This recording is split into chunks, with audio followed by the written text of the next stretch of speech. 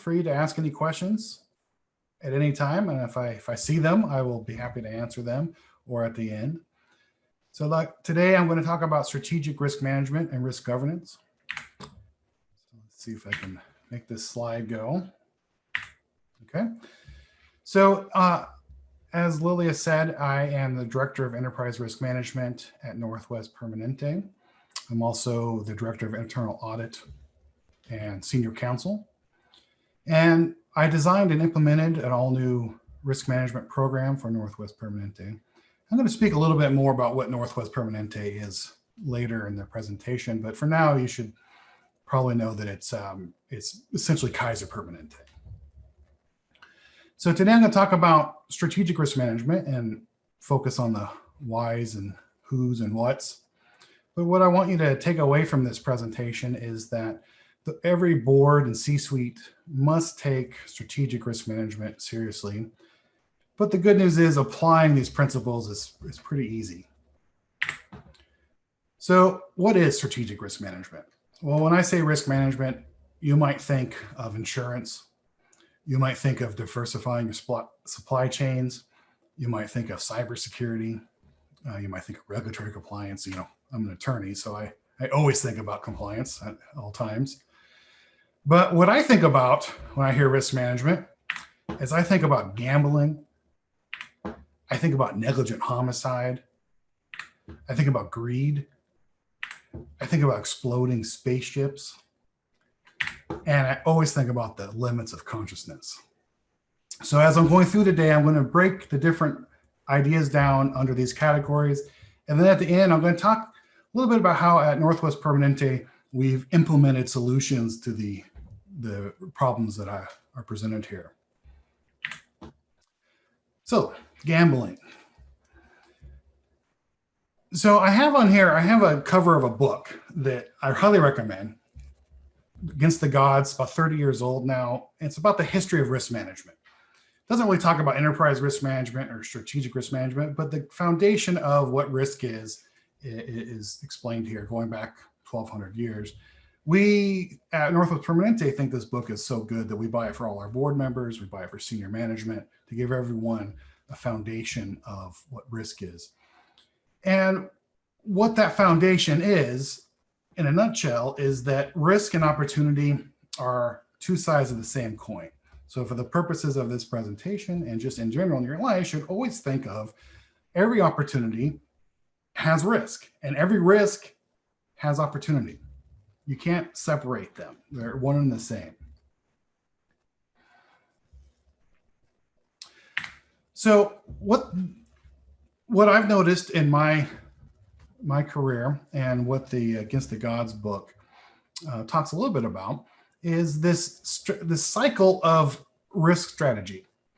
So typically the strategy most companies pursue is they pursue opportunities. And then some risk event will happen that will trigger an evaluation of the risks involved and mitigation tactics.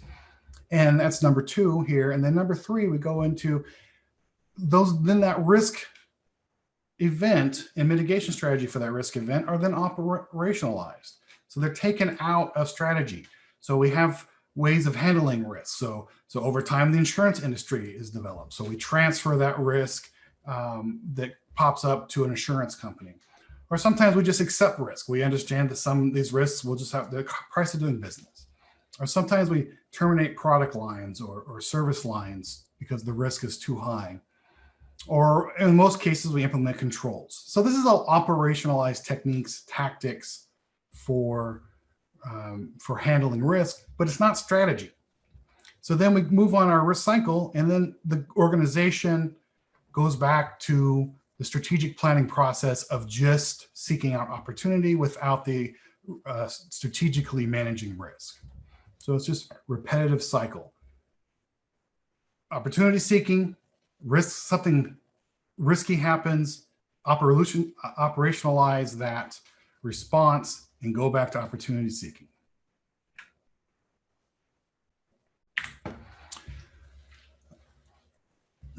So negligent homicide. So monitoring risk at the strategic level, at the board level, at the C-suite level, has been long encompassed into corporate law through the Caremark standard. And the Caremark standard is essentially have a system in place to monitor risk in your organization and then actually monitor it. And as long as you have a system in place and you're actually monitoring it, there's no legal issue. And what's come out over the past 35 years with the Caremark standard, the Caremark standard is actually the most difficult legal theory in a corporation of which a plaintiff might hope to win a judgment. It's a very low bar to having a system in place. And so much so that it's just kind of a joke and with that corporate law that you can't really win a Caremark standard. The cases that have won a Caremark claim are just ridiculous in the facts put in place. That the board, never had a conversation with management in years, so that would be a case of a successful Caremark claim. So as I talk about this, just a quick disclaimer that this isn't legal advice, and this example here is actually kind of a nuanced area of legal process that applies towards certain companies in Delaware. But it gives us a really good indication of how boards should look at strategic risk and how risk governance should be applied in companies. So last year in 2019, a case came to Delaware for Bluebell Creameries. I don't know if anybody knows what Bluebell is. They're big in Texas, big in the South. I grew up in that area. I had Bluebell ice cream all the time. It's delicious. Unfortunately, about 2014, 2015, people that ate Bluebell ice cream started getting sick, very sick, and 3 people died. And what they got sick of is from listeria contamination in the ice cream. And what was happening is that in multiple production facilities of Bluebell Creameries, they were failing health inspections. And in one particular case, contaminated stale water was getting into a sterile production line, causing listeria contamination. And the outcome of this, and maybe you might have heard it on the news, it made the national news when this was happening. The outcome of this is that the company lost lots of money. People, there was wrongful death lawsuits. People stopped buying Bluebell ice cream. Production factories had to be shut down. The company had to borrow a bunch of money, and who wants to loan a company that's killing people money? So it was a very high interest rate. And shareholders sued. And the shareholders sued with a Caremark claim, among some other issues, saying that they didn't monitor the risk associated with this. And at first, the claim was denied, shot down. Delaware court system said no, doesn't meet the standard for Caremark claim. But then the Court of Appeals reversed that, and that was the surprise ruling, unexpected. And the court doubled down on the Caremark prong 1 on the have a system in place. So a couple things to note about this is that Bluebell Creameries is in the business of making ice cream, and kind of just an assumption of having, when you make ice cream, is that it's safe. So the risk of food safety is a very critical part of what the only product that Bluebell Creameries makes. Additionally, the FDA and state regulators, the health department, regulate food safety. So food safety is an extremely critical part to how the company operates. So what the outcome of this case was, first of all, the company was held liable for the deaths and for the value loss because of the deaths. And several board members were actually held personally liable. So it was quite an upset for Bluebell. So what the conclusions that we can draw from this case was that the board must have oversight of mission critical operations. All right. So again, the company only made one product, and food safety is just like a fundamental part of that product. So that's a mission critical operation. Additionally, risk issues that need to be monitored include both risk and compliance issues. right? And then the board must have regular and flexible reports of compliance from management, and board must meet regularly to discuss these issues. And protocols for disclosing board adverse information need to be in place so they receive this. So the board can't ignore adverse information because they don't want to hear it. And then these protocols and frameworks must be documented someplace. One thing the court noted is that the board at no point in time, despite management knowing of these failed health inspections and 3 of the production facilities getting a failing grade, there was no evidence the board ever discussed that. In fact, the only thing on record the board discussed was that management reported that one of their production facilities actually got glowing health inspection. But there was no evidence that other failed and that there was a contamination issue. And indicating that the board was not, didn't have a system in place for that information to get to the board. Management was on top of it. Operations was on top of it. Risk management was happening at the operational level, but there was no system in place for the board to get that information.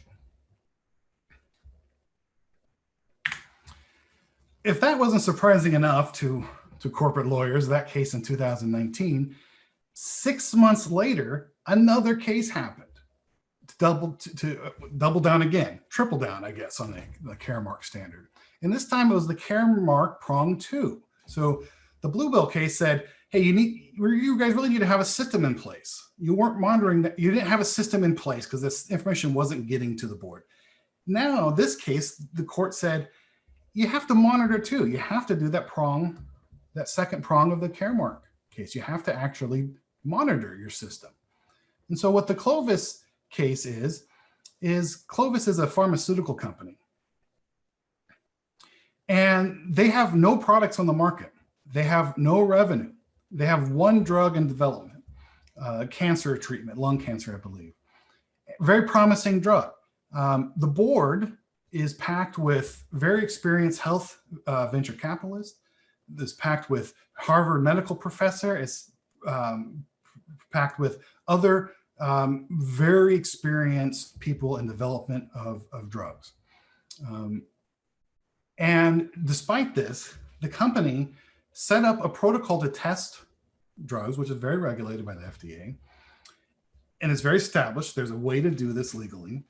And the management running these trials was mischaracterizing certain results and not following as they should the protocol in place. And making public announcements as required to the FDA, to investors, on these mischaracterized negative events happening in the trial. And the board was even aware of it. The board had a system in place to monitor this, and they were aware of it. And yet they didn't do anything. These public announcements were going out. And instead of doing anything, the board, some members of the board were actually selling off their interests, their shares, making money. Hundreds of thousands of dollars were made by board members selling off their shares after they received information that the trials were not going well and this information is being mischaracterized. So this was a problem. So the board had a monitoring system in place, but they weren't doing anything about it as appropriate. Obviously, they were selling off stock. So as you're reading through this case, it's actually quite interesting. If you've never read through a case before, the case that the judge, as they're making their decision, will summarize the facts and summarize the facts as neutrally as possible. In this particular case, this judge summarized the facts with using the line that with hands on their ears to muffle the alarms, the board members signed off on these documents. So that's not very neutral. You can tell just a third away in this case, it's not going well for the defendant board. And what the court concluded is that red flags are only useful when they are either waved in one's face or displayed so they are visible to the careful observer. But as the earlier case, Merchant Bluebell case, makes clear, the careful observer is one who gazes fixed on the company's mission critical regulatory issues. So what does that mean? This is saying that there has to be a system in place, right? One that waves, that makes red flags visible. So that was an issue here. The issue was the second part, that the board who's the observer, has to be looking for it and has to have the knowledge to know what they're looking for. So what we learned from this is that the board must understand its key business risks, its mission critical risks. Those key risks must include critical regulatory issues, right? And the board must be receptive to hearing those risks. And the board should act appropriately. All right, I say should, because there's this other thing with governance, with risk governance, and that's the business judgment rule. And the court never wants to substitute its own judgment, which is always in hindsight, because the court gets involved after all the facts are known. Never wants to substitute its own judgment for those business experts on the ground making decisions. So maybe not responding to a red flag that they're aware of is the right business decision. That's not what the court's saying. The court's saying that they have to be receptive to hearing the red flags and acting within reasonableness when that happens. All right, so I wanted to bring out those two legal cases because they're so important, because they really take something that was kind of not very important in law, saying companies should monitor risk, but who really cares? We're not going to do much about it. Suddenly saying, no, risk management is important. It's important in 2019 because we live in a complex society. Companies are complex. Lots of things are, there's lots of high stakes here. Oddly enough, these are happening a year before we have a black swan risk event in the COVID pandemic, which then proves the court was on the right track. So let's talk about exploding spaceships. So, cold morning, 1986. So I was 7 years old and I lived on the east coast of Florida, right near Cape Canaveral. And they brought us out of the schoolyard, to go in the schoolyard to watch the first teacher to go up into space. Teacher of kids my age, maybe a little bit older, but a teacher, a normal person, not an engineer or a scientist or a test pilot, but a normal person going into space. And I was young, so I've seen lots of launches living where I lived. Didn't quite understand what was happening. Knew it wasn't normal, but they just brought us back in the schoolyard and never told us what happened. It wasn't until I got home later that day that my mom was actually crying because it was so upsetting. She said it explained that all the astronauts died. It was an explosion in space. But why did they bring us out in the schoolyard? That's what's important here. They brought us out in the schoolyard because the space industry, the launch industry, was no longer the public's front of mind. People were losing interest. It became a political thing. The Reagan administration and NASA wanted to build interest in the space program, which was costing lots of money. They wanted the public support. So they came up with the idea to bring a teacher. It was very publicized. There was lots of political pressure. On top of that, NASA had never had a fatality during an operation in its history. Russia and their space program has several, but we're different, right? We're better. We value human life. There was no fatality ever in a launch or in space. There was 20 years ago, Apollo 1, that 3 astronauts died during a training incident.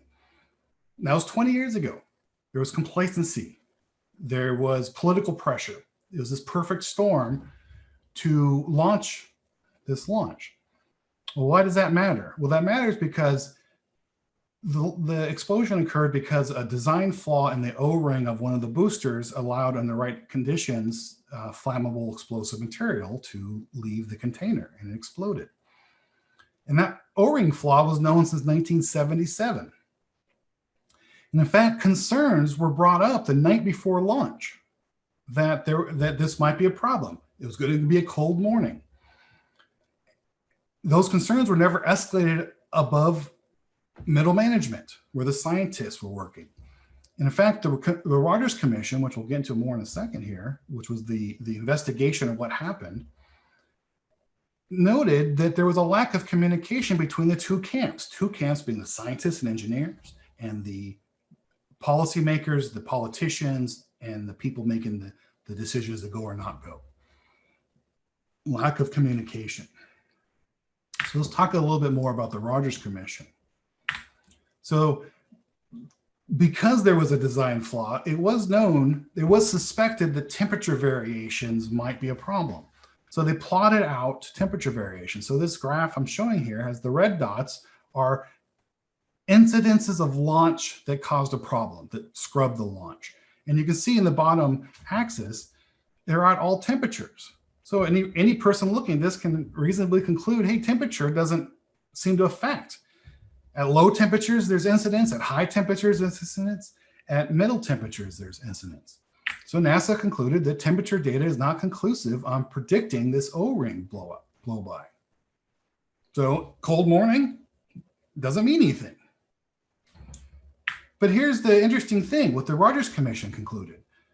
Hindsight. They plotted every successful launch. And as you can see, the green dots, successful launches only happened above 65 degrees. So while unsuccessful launches that happened at every temperature that the shuttle operated, successful launches only happened when it was warm, right? It's a pattern that should have been discussed prior to launch. In fact, the Rogers Commission concluded that a careful analysis of flight history of the O-ring performance would have revealed a correlation of the O-ring damage in low temperature. So what does this mean? Well, it means that that even in NASA, where we think there's a risk-aware culture, there wasn't. Information did not flow, red flags did not flow, political pressure stopped, muffled ears. And there wasn't a culture that included an effective challenge, right? Effective challenge is a technique where we challenge the data. Right? It's different than challenging the messenger, which it's not a personal tag. It's let's look at the data and let's work it through. This is a type of risk mitigation cultural strategy that we like to see that wasn't there by if you look at this data. All right. Let's talk about the limits of consciousness. We started talking about that a second ago, but let's talk about another example. And this is called the Chinese room.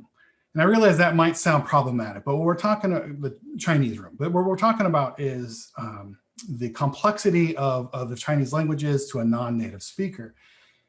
It's an AI problem, artificial intelligence problem, along the lines of the Turing test. And now you could call it the Siri problem, but this thought experiment is quite a bit older than Siri. But what it postulates is that it is possible to have a native Chinese speaker asking questions, written characters, given to an English speaker who doesn't speak any Chinese, and give the English speaker a diagram. So this character means this. And when it comes next to this character, it modifies the meaning to this. So this character means weather. This character means what is. Put them together. What is the weather? I can look this up in my flow chart, my diagram. What is weather? And then I can, okay, now this 68 degrees means this character. I'll put this character in my output. So with you can make a workflow, make a diagram, make a translation chart so complicated that you could have what appears to be a complex conversation, but neither speaker speaks the other's language.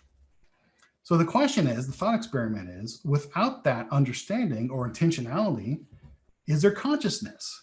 Is there true understanding? So how does this, we're not talking about AI in an organization, but think about how departments in a complex organization work. Complex organizations tend to have rules that govern this department outputs something, this department has an input, modifies it, outputs something, and each department may not have any understanding of what the others departments, either input or output, true intention is. They might not have any understanding what the larger product is, but as a whole, we assume that as a whole, we have some level of consciousness of an organization, some level of intentionality of an organization. That's a problem, because especially when it comes to risk governance, does your board or does your CEO or your officers, do they have an understanding of what the information is coming to them? Do they have is there a consciousness of that information, or are we following the rules? Somebody set up a rule that's not flexible, that do this, and then we end up having a dashboard that has a percentage and that's marked red. But what does that really mean? How do we take that red percentage on a dashboard, and we all know what that means? I don't think we do. I think it's the Chinese room problem.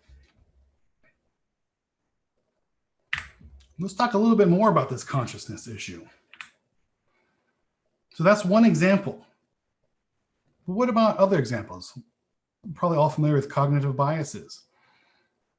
People act predictably irrational. We all have ways of thinking that don't follow through.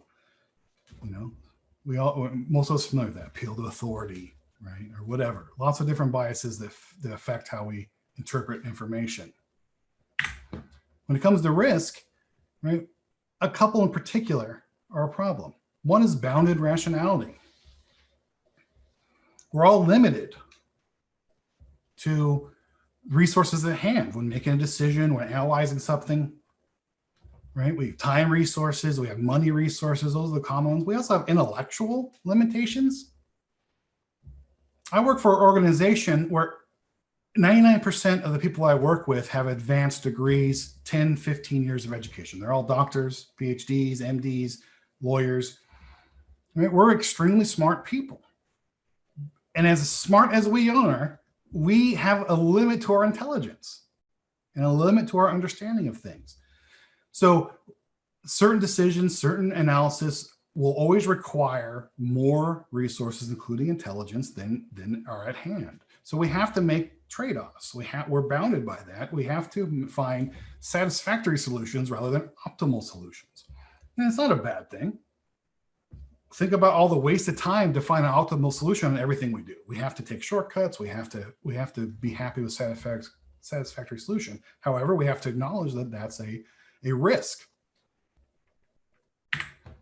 We also have this other problem, and that's intellectual hazard. You maybe not have heard that term before. You probably have heard moral hazard. Moral hazard is the hazard that within risk mitigation, one of the risk mitigation techniques is insurance. But insurance companies have this problem that sometimes people will act recklessly because it's not, who cares? The insurance will pay off. That's a huge problem for insurance companies. It's called moral hazard. Well, this was a problem during the Great Recession, 2008, 2009, 2010. You heard this on the news all the time. Oh, it was a moral hazard. Moral hazard. People were taken out. Nobody was responsible for the mortgage, all these, no signature or signature only mortgages, no data mortgages, subprime, because every step of the way, there was no accountability. It was always somebody else's problem. So it was moral hazard. But some researcher came up and said, well, I think that's only part of the picture. And they coined this term intellectual hazard. And the intellectual hazard is that it's a tendency for behavioral biases to interfere with accurate thought and analysis within a complex organization. So intellectual hazard impairs the acquisition, analysis, and communication and implementation of information within an organization of such information between organization and external parties, right? Think about that. The smarter you are and the more that you think you can handle the complexities of a complex organization and interpret information, the more likely you are to not be able to, right? Smart, educated people are more susceptible to this bias. And who runs big, complex organizations? Who's on the board? Who's in the C-suite? Smart people that are more susceptible to this particular bias. Okay, so putting this all together, strategy and policymakers must understand, so this is the board, this is the C-suite, their advisors, they must understand the risk opportunities concept, that they're not working in a vacuum. That you can't just have an opportunity, oh yeah, there's risk, we'll buy insurance. They come as a package in strategy. right? And you have to focus on dialogue over rules. Rules help, but they're a problem. Rules hide the fact that there is a lack of understanding and a lack of intentionality between departments and between the hierarchy and organization. Rules are not flexible, which we learned in the Bluebell creameries that we need flexibility to make sure information's flowing right way. We have to resist demoting risk management to purely operational tactics. And we have to use language and other tools to create a risk-aware culture. I mean, what is an organization besides its people? You can't separate the people and the culture from the outcome. Okay, so I'm going to talk a little bit now. What I've talked about so far is a significant portion of the input that my organization and my program used to develop an actual practical application of how we protect ourselves. How do we incorporate risk into strategy? How do we make sure that we're not a legal liability? And so I want to show you some highlights of that. Another quick disclaimer. So the following information, just examples of use for informational. It's highlights of a program, but it's not a comprehensive program. My thoughts and opinions are my own. I'm not representing Northwest Permanente in this, saying that this is how anybody should do besides us. And please remember that as I talk about it. So Northwest Permanente, unique like everyone else. So we're pretty unique, but I'm acknowledging that everyone's unique. So what we do is not just applies to us, applies to a lot of people. So we're a for-profit, private, employee-owned corporation. We're also a B Corp. So we have the luxury of saying profits matter, but also so does our social and environmental and other responsibility. Okay, we are a part of Kaiser Permanente, and we are extremely complex, probably the most complex organization I've ever been associated with or ever heard of. A little bit more about Kaiser Permanente. So Kaiser Permanente is a nationwide organization, one of, if not the largest integrated healthcare system in the country. We operate all up and down the West Coast, Colorado, Georgia, DC area, Hawaii. And to give you a sense of the scale, especially in California, we have 2 regions in California. Each of those regions in California has more members, more patients than the whole population of Oregon or the whole population of Washington. We're a very large organization as a whole. Some quick facts. Here in the Northwest, we have over 600,000 members, 1,400 physicians of all different specialties, dozens or locations. We do dental, vision, right? The other thing we do that's important for risk here is that Kaiser Permanente is separated into 3 different sections. And this is what makes it so complex. So think about if you're not part of Kaiser, if you have, Regions Blue Shield and you go to the Portland Clinic here in this area, for example, you have multiple different organizations that all have a hand in what you do, but not at Kaiser. So in Kaiser is the insurance company. It's also the company that runs the hospitals and the staff and the nursing and the cleaning crew and whatnot. And then we're also the Permanente group, the doctors. And I work for the doctors group. But we do 3 different things at once as a whole, where other organizations only focus on their little part. We have to focus on everything. It's extremely complex.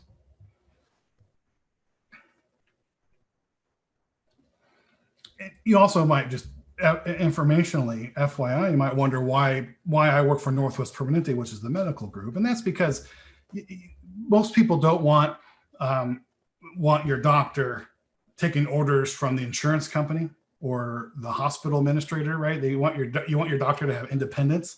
So the doctors are all in a separate company. We call it Northwest Permanente. So we don't answer, we make medical decisions independent of what administrators or insurance want. Okay, so because of this complexity and because of the requirements laid out in earlier cases and earlier in this presentation, we had to implement something that was very robust and flexible. So the first step we did was we came up with a common language. So we have for example, I have some risks concepts defined. So our program, we define and educate our staff on all these concepts, so everyone has a commonality of language. So we identify what a key enterprise risk is. This is a strategic risk. We identify who a risk owner is, what member of the executive management owns this risk and is ultimately responsible. We even get a little dive a little deeper, and we say what's a captive risk and what's a delegated risk. So what risk is captive, meaning what is a purely strategic risk that our board has to focus on at all times, and what's delegated? What is given to management, and management then has a duty to report. So the care mark prong one again, right? So we define that. So we have classes of risks. What's purely strategic, what's part of a risk monitoring system, and how do we monitor it, right? And we also use other ways to communicate language for common language. And this is part of culture. So we use words. Not everyone can read a list of defined terms like a lawyer and understand what it means. So we use visuals. So here we have a visual explaining what a key risk is.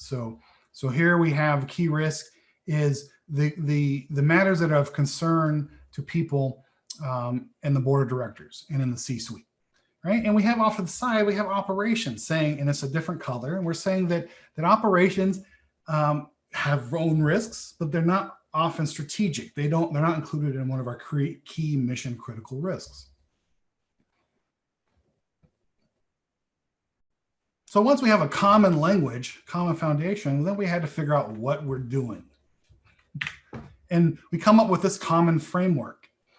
And the common framework foundation is we define materiality for risk. So materiality, if you come from an accounting background, you probably understand materiality. If you come from a legal background, but you might not have ever heard materiality used in operational. It's not really that common, but we decided to apply it to operational and strategic risk. And what we're saying is that we're defining what is material to the people that are responsible to monitor organizational risk systems. So we have a risk committee, board committee, and we have also our full board. So we define it. So our risk committee is interested in hearing things. And this goes on. It's about a paragraph with some enumerated lists for each one of these. But we can put this out to management, put this out to the staff saying, here's what we do. Here's what you bring us. This is when something like this comes up in your daily life, please be aware that this needs to be escalated up. And then we even drew it out. Again, it's important that everyone understands this stuff so things aren't missed. So we want to hit it from every direction. So we drew a framework. So the framework is that our board of directors are responsible for all these key risks, our mission critical risks. And they focus on the captive ones, the pure strategy ones, and they delegate down to management the non-pure strategic ones. And management is then responsible for mitigating and then reporting back up. And together, management and board of directors and the company as a whole develops risk appetite and what we call risk tolerances, which are triggers for oversight. So everyone's responsible for presenting our organizational approach to tackle risk. So that's all great. That's all this abstract theory. Well, let me give you an example of what's not abstract. So what we have here is we have one of our mission critical risks, and we define them in a document. We have 17 of these currently. These are the mission critical risks to the organization. And we identified here as an example is the one that we use to tackle the risk presented by the court cases earlier. This is our risk that we have systems in place and we monitor them. So what we do here is we name it, we define a risk owner, a member of the executive management that owns that risk, and then we define it. And then we say what our risk appetite is. So defining it, great, defining it, but then a member of management says, okay, I defined it, now what? Well, what do I do?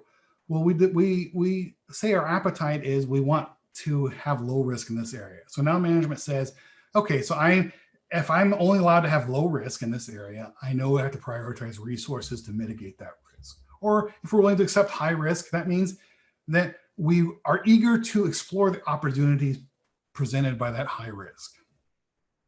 Risk tolerances, this is that care mark prong 2. This is how we monitor it. We have defined categories and process for if a risk comes up in this area, how it gets to the board, or in this case, our board risk committee. And then we also define subject matter experts. So we know who in the company is responsible for this. So how does this affect culture? How do we make a risk-aware culture? Well, we're very purposeful with our language. So in the definition, we use very formal language. Northwest Permanente has a risk in these areas. It might cause us to be able to not meet these strategic objectives. Very formal. We do this very purposefully so that everyone understands the degree and severity of the risk. And it also indicates how it's material to the board, how it's a mission critical risk. And then we change the language up for risk appetite. We take it from this third person, very formal, and we change it to first person, informal. We accept so much risk here because we are trying to avoid this outcome. Or we accept a lot of risk here because we want this outcome. So this indicates tone.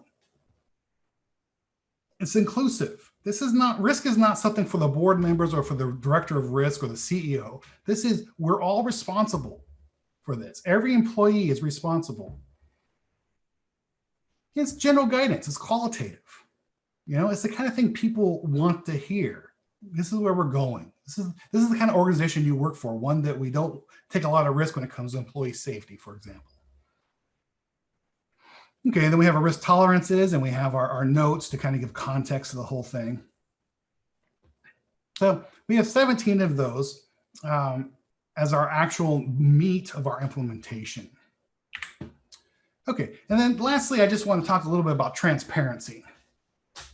And this again goes to some of those cognitive biases we talked about in risk-aware culture. And what I like is this quote from this judge, judge that says, democracies die behind closed doors. And you might have heard this as the tagline for the Washington Post, democracy dies in darkness. Same kind of general theme. This was coined by a Sixth Circuit judge working on a lot of civil rights cases in the 60s, 70s, and 80s. And, your corporation, your company is not a democracy. All right, I get that. They're opposite of democracies, and that's how they work. So how does this apply? This applies because transparency is so important. It's important to democracy, but it's also important to a company when you're trying to create a culture of risk awareness. If people don't understand, if they can't connect what they do, right? Chinese room problem. If they can't connect what they do to the bigger picture, then you don't have a risk-aware culture. If they're just following the rules and they can't understand why those rules exist, what they're trying to prevent, then risks slip through. So at Northwest Permanente, we make our risk program transparent to everyone, right? And we explain the reasoning behind, not just the rules. We want people to tackle risk, not just follow the rules that appear to tackle risk. Okay, so that kind of sums it up. So hopefully you understand now what the trend is in risk governance and an actual implementation of how you can resolve those problems that come up.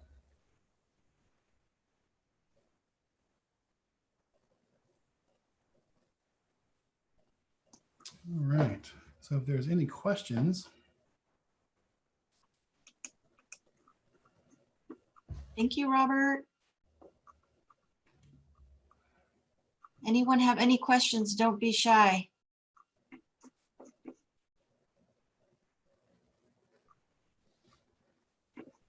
You can go ahead and put it in the chat option and we'll filter that way. Robert, I have a quick question. Yeah. Anything recently, especially during the COVID pandemic, that you can speak to, navigating through that framework that you showed, of something that happened, perhaps where there was a breakdown in that risk assessment? Oh, well, so much. So what, part of one of our risks, at Northwest Permanente is just like a black swan risk. And this just, how do we track black swans? And it was really put to test. So we were able to, as we're developing our black swan risk over the past year, really put it to task of how it's implemented. And what we've learned is that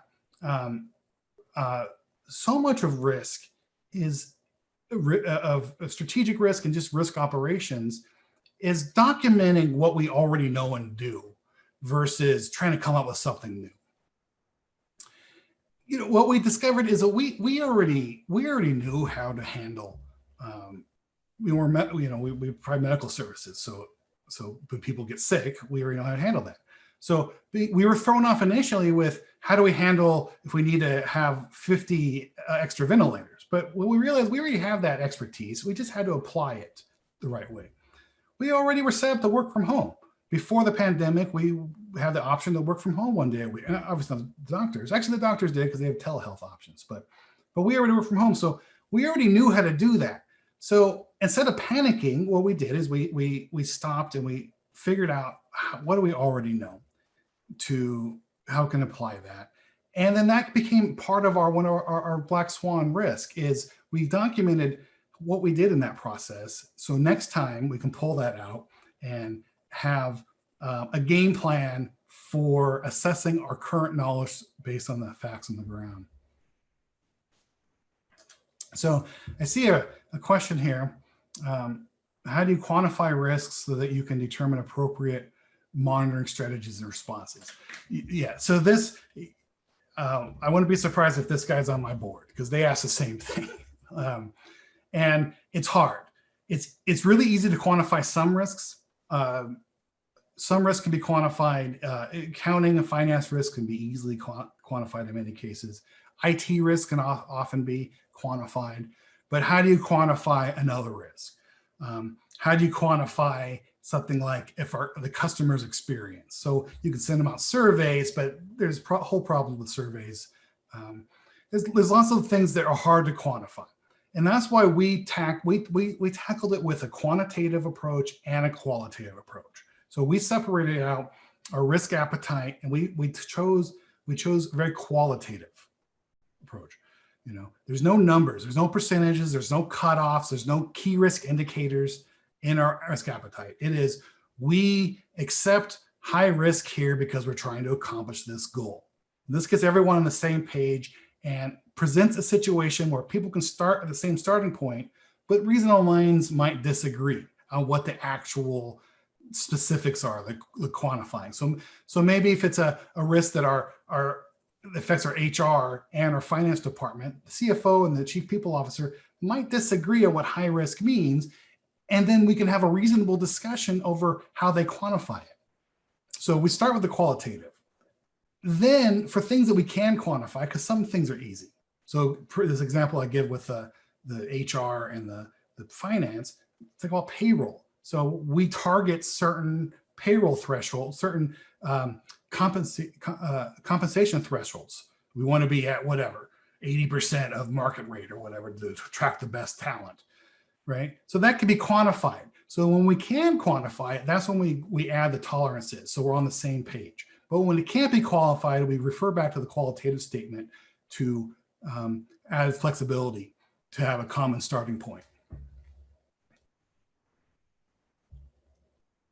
And I hope that answers your question. I know sometimes when you get into when finance people get in areas of outside finance or people that can quantify things easily get out to marketing or like, well, that doesn't make any sense. Why? I could just quantify it. What do you mean? It's so fluffy with your answer. But that's just the way you have to be in certain areas of the company that don't work with hard numbers all the time. So another question is what area of management that is not a big risk now, but might be one later. What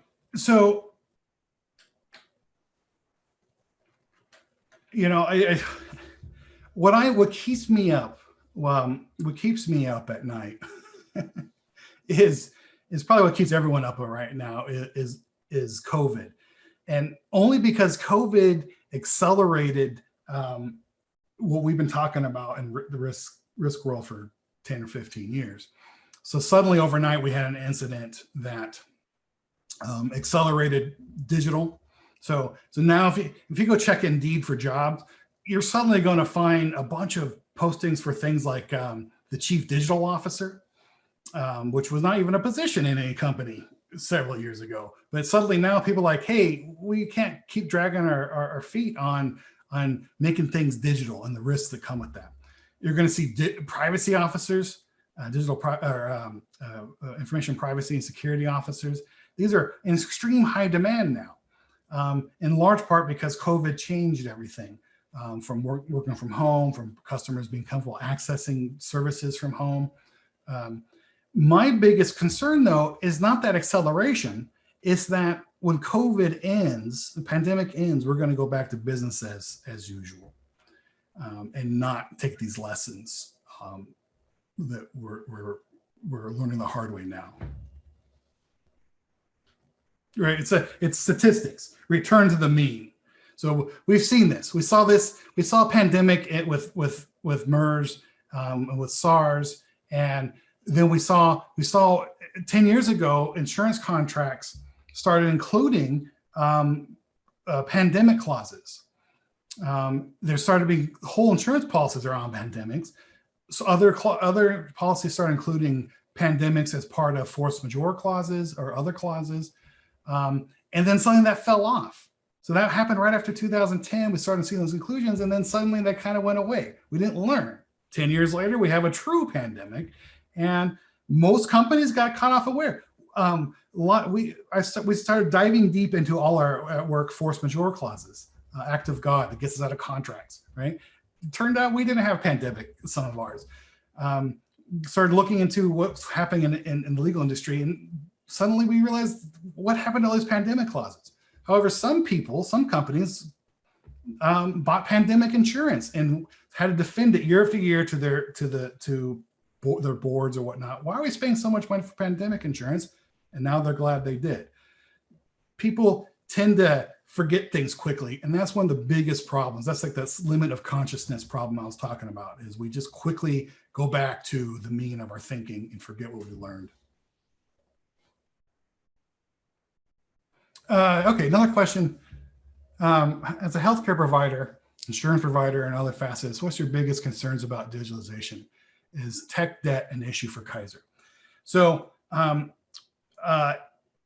can't obviously get too much into Kaiser, although I will say that it's not as big a problem for Kaiser as other companies. We've been, Kaiser wants to provide better healthcare. Their mission is they want better healthcare for cheaper. So it's not just cheaper, but include, actual better healthcare. We've been on the forefront of digital for some time.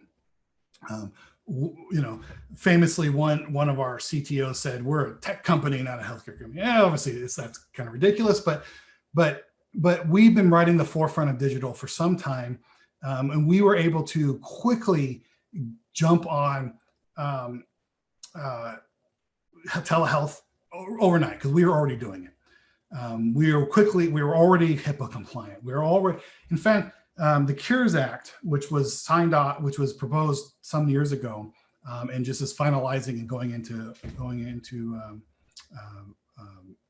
effect this year, came out, and we've been diving into it to make sure we're compliant. And what we realized is that the Cures Act controls information sharing between IT systems and to the patient. We can't block any information, right?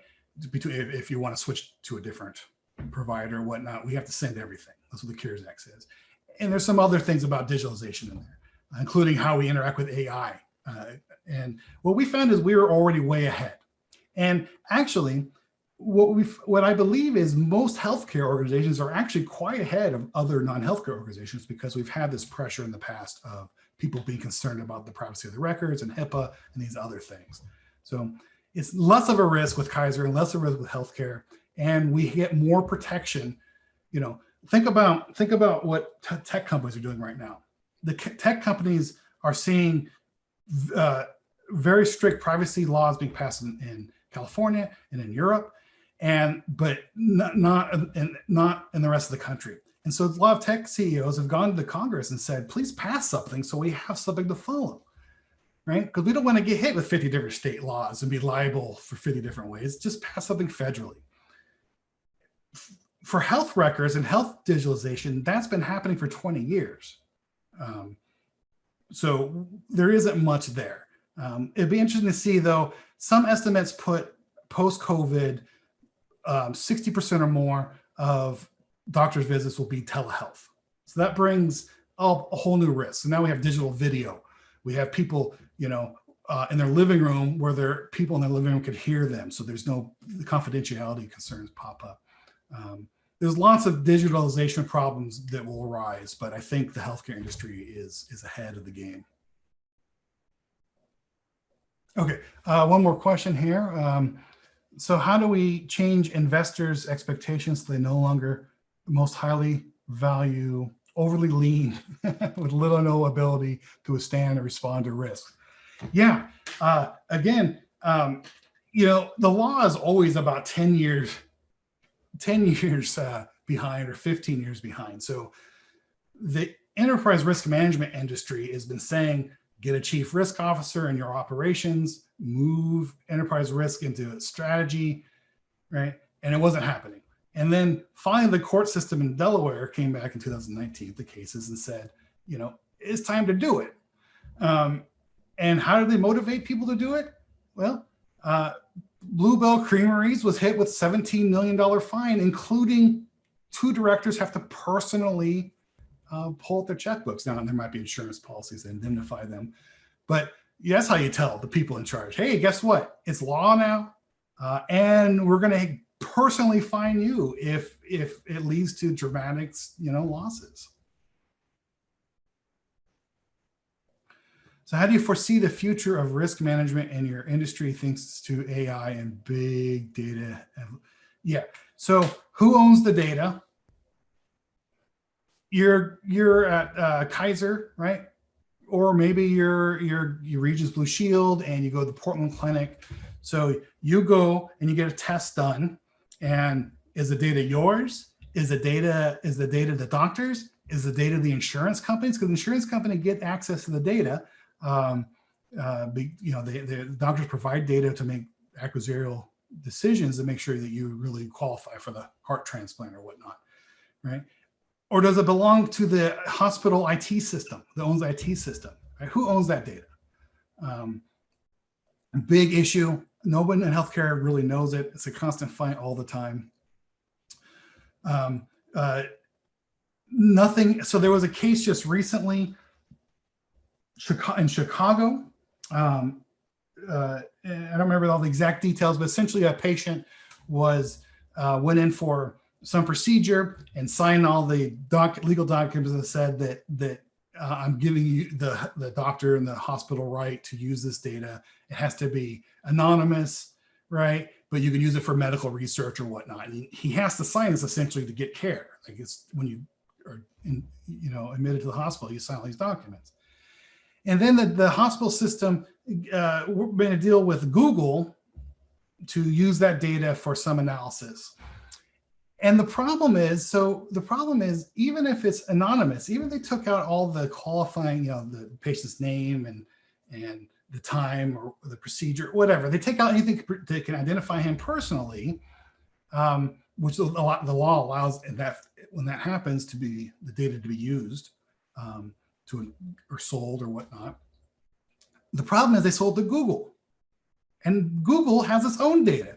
So now Google can correlate this procedure that happened on this date at this hospital with its phone records. This guy had an Android phone, and the Android phone now gave this location to Google. So Google can now say, hey, this person was at that hospital at this time. And they're able to correlate. It's no longer private. And that's one of the biggest problems with big data, is that there's nothing private anymore. Big data sets can track everything. And 6 companies in the whole world now control all the data, right? So how does Google, which has healthcare ventures, separate that they also have data on where you are at all times?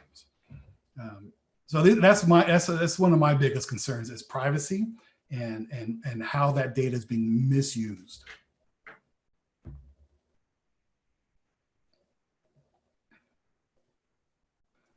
All right.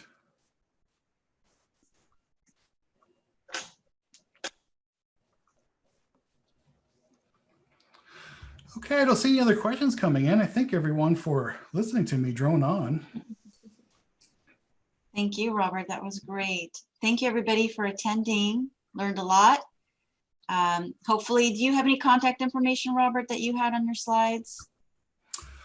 Oh, I don't, but I am an adjunct faculty at UP. So if you have any questions for me, they can get a hold of me.